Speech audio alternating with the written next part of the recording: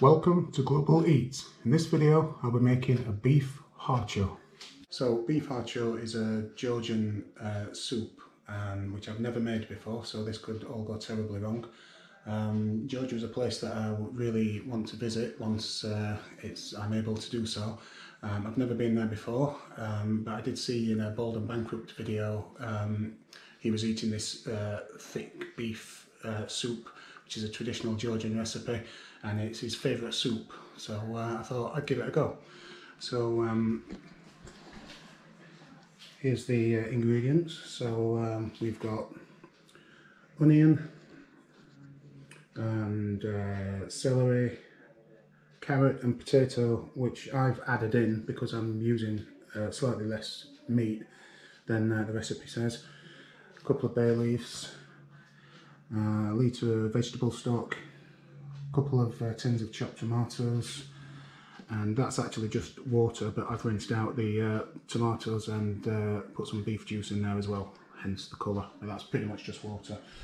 And then we have the meat. Now this is chuck steak, so it's the kind of cheaper fatty cut, and it's perfect for this kind of dish because it's you do cook it for a long time, so it will tenderise nicely. So there's two stages to this dish, and there are more ingredients to go in, but I'll talk you through them once we get there.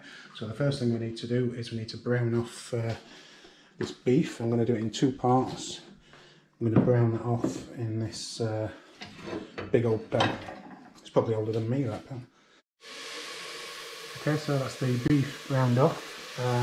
Doesn't need cooking because it is going to be thrown back in here and then cooking for about an hour and a half, so just needs browning off. And then the next stage is to just gently fry off the onion and celery. Okay, so that's been frying for about 5 minutes, so now just throw everything else in. So first thing to go in is the 2 tins of chopped tomatoes.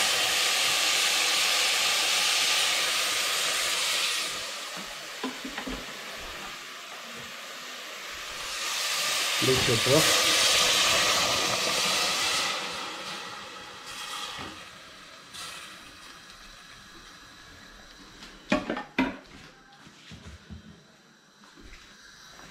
4 cups of water.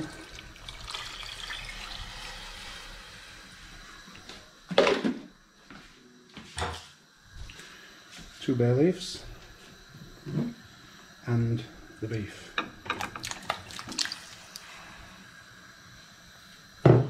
Right, and this is optional. It wasn't on the recipe, but I like to have a bit of veg in there, so I've got a couple of small potatoes, just cut into small chunks, and some carrot as well. Right, so I've just given that a quick stir, and now basically I'm going to put the lid on and let that cook slowly for about 2 hours.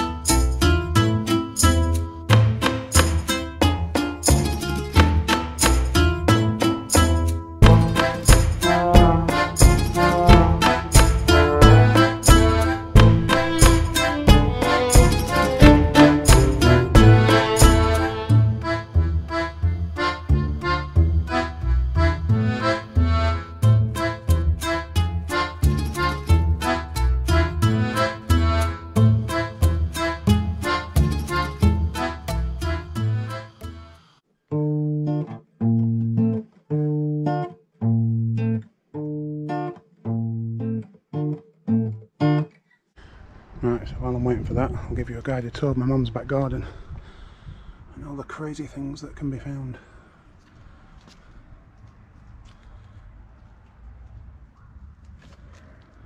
Random golf ball.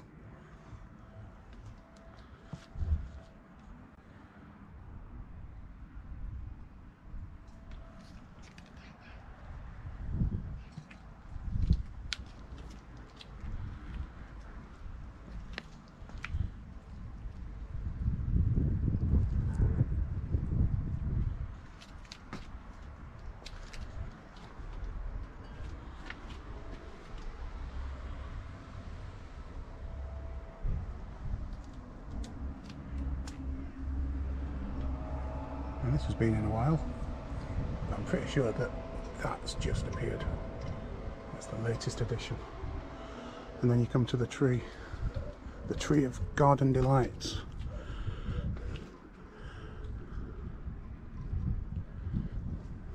All kinds of crazy things. Random can of Guinness.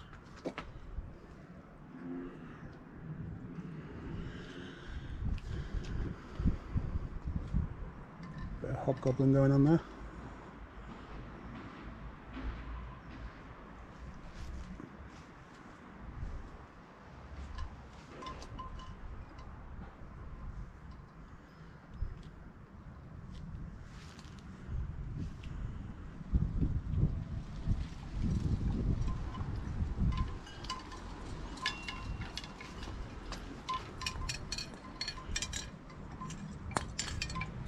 That's seen better days.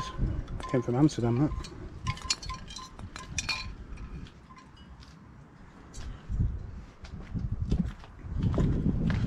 But it doesn't stop there. Oh no. I don't really see the front.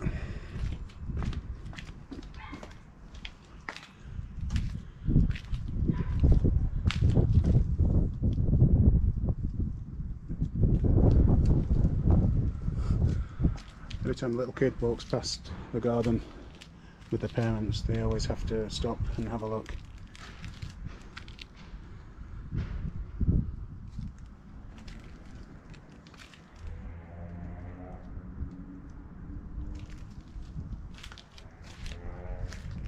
I think it started off with just one or two things, and then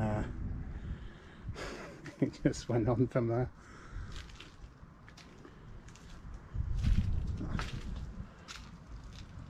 I bought them back from India.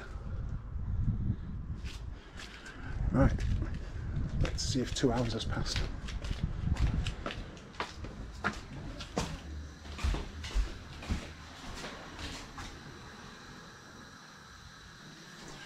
that took over 5 minutes. Okay, so that's been cooking down for about 2 hours. So the next thing I'm going to throw in, if I can find it, what we're done with it now, is some rice,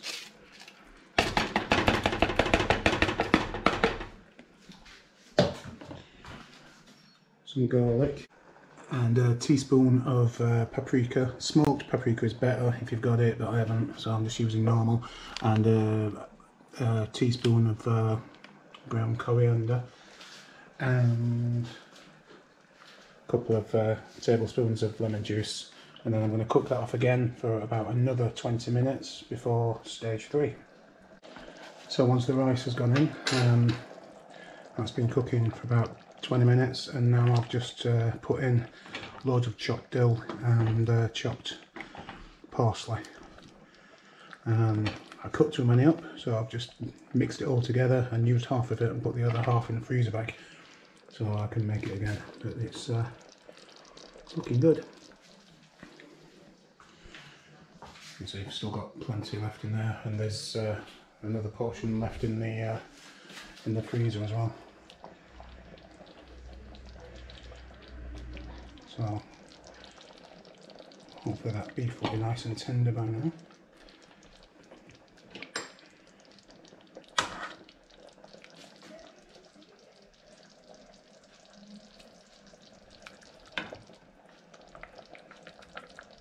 Certainly looks the part.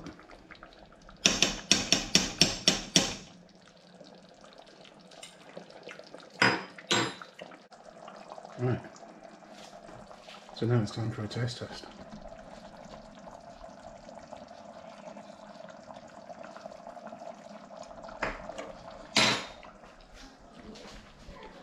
Hot.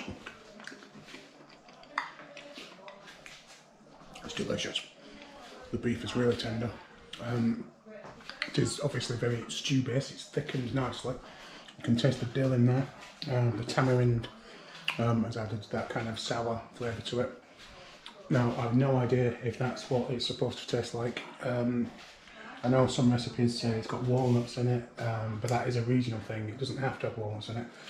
Obviously, I couldn't get hold of the dried plum leather, so I used tamarind instead. So it's the first time I've had it, so I've never had it in Georgia, so I can't really compare it, but it doesn't really matter because that tastes spot on.